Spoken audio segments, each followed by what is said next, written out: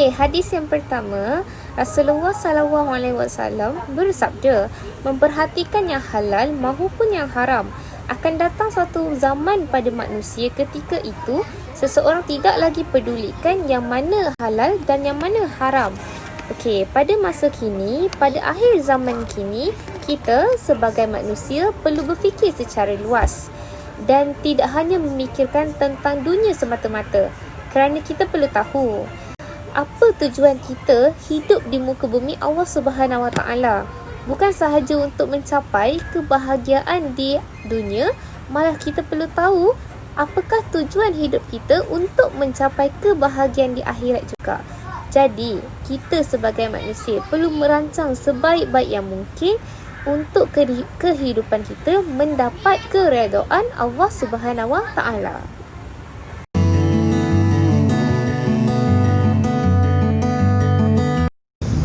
Hadis yang kedua menerangkan tentang sayangi haiwan.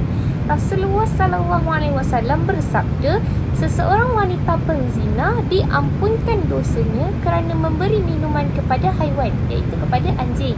Okey, macam kita tahu, bukan sahaja menjaga hubungan dengan Allah, hablum minallah, dan juga hubungan antara manusia, hablum minannas. Kita juga dituntut menjaga hubungan dengan haiwan, alam semula jadi dan sebagainya.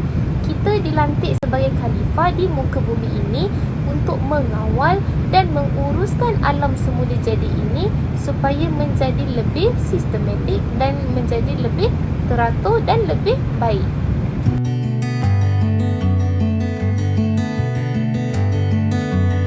Hadis yang ketiga adalah menerangkan tentang sedekah.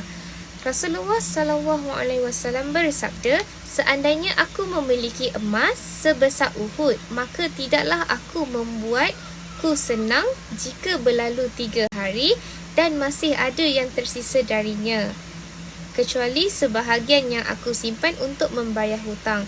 Hadis ini adalah menjelaskan tentang sedekah, di mana dalam sistem pengurusan harta, kita perlu memberikan harta kita, menguruskan harta kita sebaik yang mungkin, yang boleh membawa kepada keredaan dan keberkatan Allah Subhanahu Wa Taala, iaitu memberi sedekah, wakaf dan sebagainya.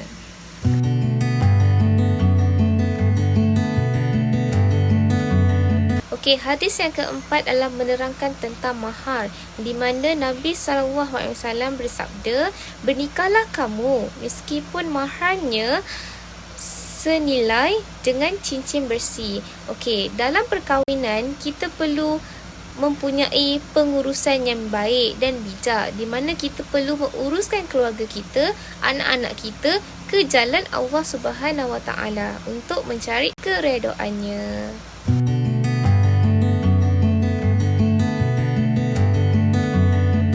Hadis yang kelima menerangkan tentang infak seseorang kepada keluarganya.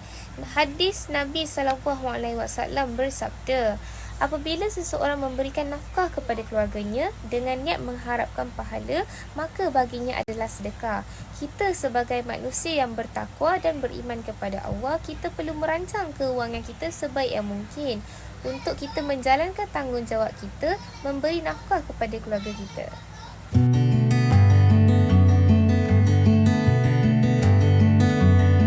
Hadis yang keenam adalah menerangkan tentang amanah seorang anak untuk menjaga ibu dan bapanya. Rasulullah SAW bersabda, sesungguhnya rugi seseorang lelaki, begitu juga perempuan yang sempat hidup bersama kedua-dua orang tuanya atau salah seorang daripadanya, kemudian kedua-duanya tidak menjadi sebab untuknya masuk ke syurga. Kita sebagai seorang anak dan juga sebagai seorang manusia perlu melaksanakan peranan kita sebagai seorang anak untuk menjaga ibu dan bapa kita hingga ke akhir hayat. Dalam pengurusan Islam juga dituntut untuk kita menguruskan ibu dan ayah kita semasa mereka tua kelak.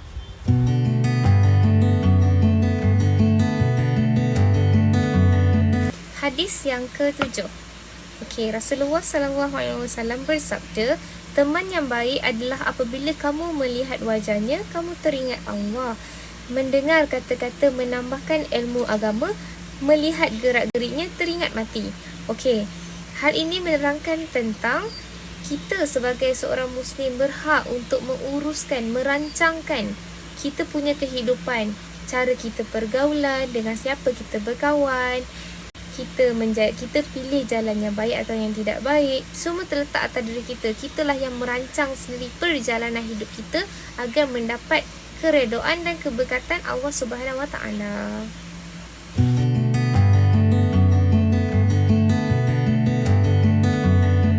Akhir sekali, hadis yang ke-8 adalah Nabi SAW bersabda, akan datang satu zaman seseorang tidak mempedulikan dari mana ia mendapatkan harta, apakah dari sumber yang halal ataupun yang haram. Jadi, pengurusan dalam Islam ini amat penting untuk kita menguruskan harta kita ke jalan yang baik ataupun ke jalan sebaliknya. Terdapat 4 perkara penting di dalam pengurusan di dalam Islam, iaitu merancang, menyusun, menyampaikan dan membuat susulan. Seperti mana yang kita tahu, POLC, Planning, Organisation, Leading and Controlling. Perkara 4 ini amat penting dalam kehidupan kita kerana dapat menjadikan kita seorang manusia yang membuat sesuatu perkara, menguruskan sesuatu benda, mengikut syariat Islam dan berlandaskan Al-Quran dan hadis.